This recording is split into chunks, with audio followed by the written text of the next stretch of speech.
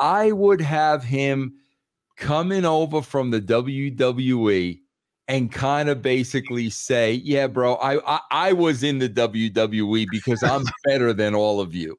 Okay. And the reason why I'm here now, bro, was because they could no longer afford to pay me. But really, really go down the road of he's so much better than all the guys that were never at the WWE. What is going on, everybody? This is Dr. Chris Featherstone here for yet another episode of Riding with Russo. There he is right there, ladies and gentlemen. You know what, man? I want to join you today. Yeah, come on, man. Come on in. Come on in, Chris. The door's open. Come on, do it. Get it in there, though. You got to get it in the shot. Oh, my God. Look at that, bro. Manitli. Oh, my God. Very nice. Very nice. All right. I feel better. Good. How are you, man? All right. How are you? I'm doing well, man. I'm doing well. Let's talk about the subjects at hand per order of management. Here, we're going to talk about Ricochet. Ricochet is allegedly going to AEW, and it appears the writing on the wall is him and Ospreay, Tony Khan style. So, of course, that was a viral match some years ago in New Japan, and you know it was a great match.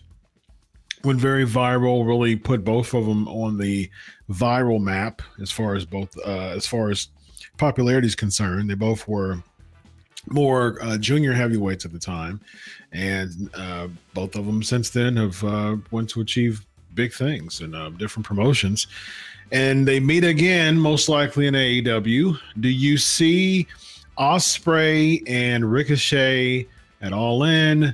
And that's one question. And two, this is another thing that's similar to the topic, but it's more of like the WWE is concerned.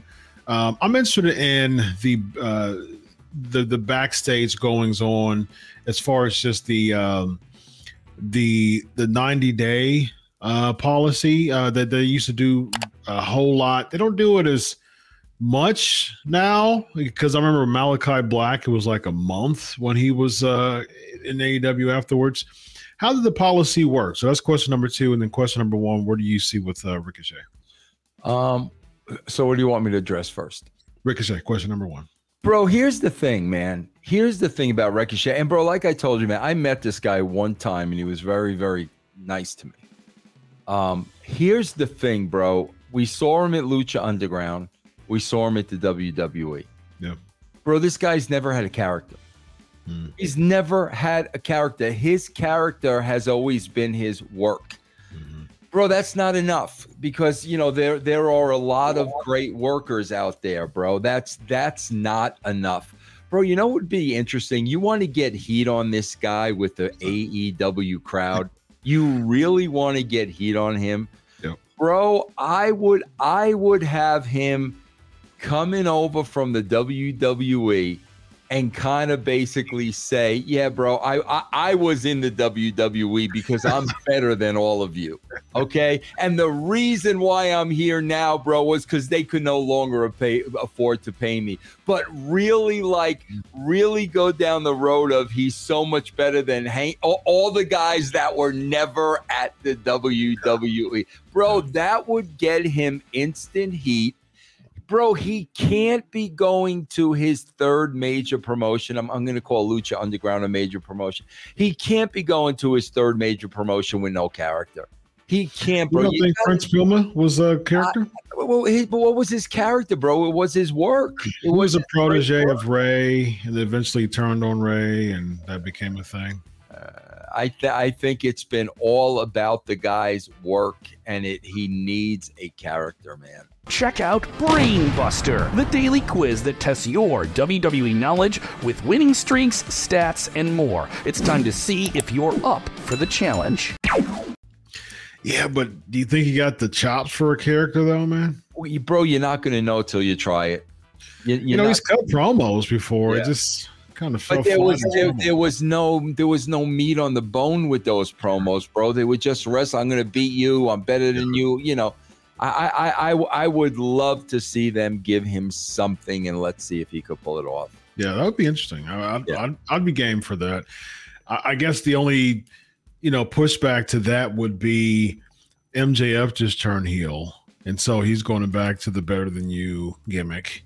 So do you have another better than you coming from WWE that MJF is the best better than you gimmick? How do you allow Ricochet to do that? Unless you form a faction of former WWE guys, and they're just better because they were at the WWE. That would be funny. We learned things that you guys will never know. We're just head and tails because we worked, bro. They get major heat with that crowd. Major. I would be interested in that. Now, I want to take it even a step further because, MJF had this big bidding war of 2024, which really wasn't a thing. It turned out to not really be a thing. But he came back. He's getting paid buttloads of money with AEW. Got a tattoo and all that. It would be so hilarious if MJF said, "Okay, well, I'm not going to go to WWE, but I'm going to bring WWE to you." So he leads a faction of ex-WWE people being better than you. You know where there's an opening too, and you talked about okay, bro, Ricochet, he had Conan at Lucha Underground, bro, but you got a perfect opportunity because I just saw some stuff online where Jeff Jarrett lost the cup, the Owen Hart Memorial Cup, and he was all distraught, this and that. Bro, let Jarrett turn around and fire Lethal and Sanjay Dutt because they were never in the WWE. You guys pulled me down, man. I tried to raise you up, but you were never in the WWE. Then now you do Ricochet and former WWE guy. Bro, I think that would get huge heat with AEW fans. I would love it. And that's to me, if MJF led that would be really interesting because he's got the chops for it, of course. Yeah. But at the same time, it's like it gives Jarrett something to do. He already draws mega heat. Yeah. And then you got the heat that Jarrett draws, and of course the heat that MJF draws. And then that can really help Ricochet just kind of really hone into that character and feel more comfortable. So, yeah. And plus, I mean, Jarrett can, of course, give him the backstage stuff, the psychology of it. If there's anyone to be a protege of when it comes to with psychology, it would definitely be Jeff Jarrett. So, absolutely, man. Yeah, that would be really interesting, man. I would be much more for that. But of course, you know what's going to happen, Vince. We're going to have Ricochet come in. Absolutely, he's going to have this big debut. He's going to do a face-off with Will Ospreay. The fans are going to, get wet about it, and then all of a sudden, we're going to have them two it all in. And 500,000 to 600,000 people will watch. Yeah, I think it's still at Wembley, so I think. Well, I'm just talking about the weekly ratings. It's not, it's not going to move the needle whatsoever. Yeah, they're gonna get big numbers for Wembley, and then following weeks you'll have their typical 4,000 crowds, and so not going to move the needle. So and along those lines, Vince, what is going on with?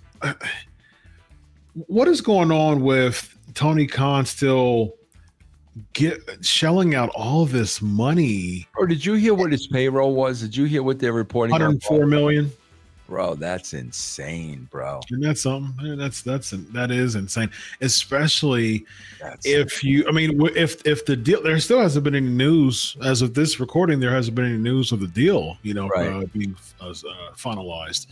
So if you drop if WBD drop you, you're going to have to try to get some other network, to try to compensate for that big old payroll, or you're going to have to do what you don't want to do. You don't want to fire people, but you got to cut some costs, man, to open up that payroll. Oh, bro, not only that, because we would never ever know this, because they would never publicly say this. But bro, who knows if Warner signs them for less, bro? Right. Like, knowing like where are they going to go? You know what I'm saying? I mean, and now you're deeper. Now, you got a TV deal, bro, but now you're getting less, and now you're deeper in the hole. You know? Yeah, absolutely. And you don't have any leverage anymore. No, you know what I mean? Like when you came in with $1.5 million, just about, you had leverage. You know what I mean? Because that was a prime time type of slot that you can bring in $1.5 million viewers. And then, like I said, over the past 5 years, you've lost 3 times the amount of that. Yeah. You think that you're going to have leverage again? There's no way. You're only bringing in 500,000 people. And bro, that's what happened with Dixie and TNA.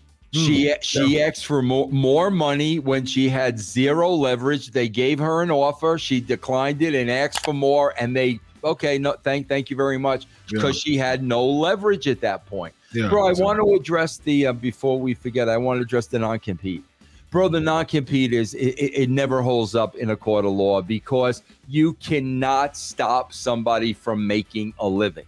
Because I remember that all went down with Steven Regal. They tried to pull that on Steven Regal, and when that went through the court, you know, the final decision was you can't stop anybody from making a living. And the WWE knows that. But what happens, bro?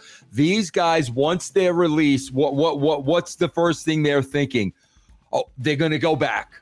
They're going to go back. So they're not going to fight anything, bro. They're not going to do anything. So hopes and prayers that 3 years from now they call him back. But bro, that thing could never, ever hold up.